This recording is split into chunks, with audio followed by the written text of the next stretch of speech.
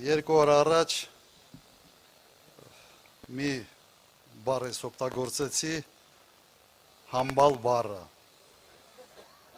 Դրա վրա որոշ մարդիկ գժվեցին։ Բայց հենց այդ բառը օգտագործելուց հետո իմ գրասենյակի ղեկավար Մակարատ Միկոյանը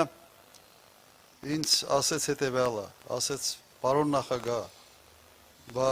չեք մտածում, որ ձեր վրա մի նոր քրեական գործ է հարուցվելու։ Ասում եմ, ինչ գործ, ինչ հոդվածով, ասում եմ, պետական գաղտնիք հայտնաբերելու վերաբերյալ։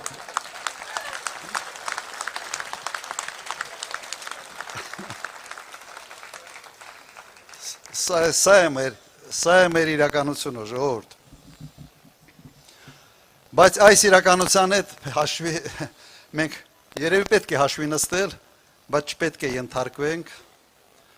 եւ չպետք է կոտրվենք։ Յուրաքանչյուր երկրի առջև կանգնած են տարբեր կարգի սպառնալիքներ։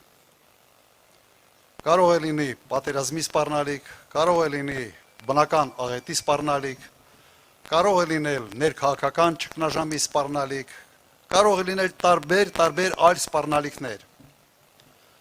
Բայց ամենից մեծ սպառնալիքը թույլ, ստախոս, դավաճան, ղեկավարն է։ Ամենից մեծ սպառնալիքը։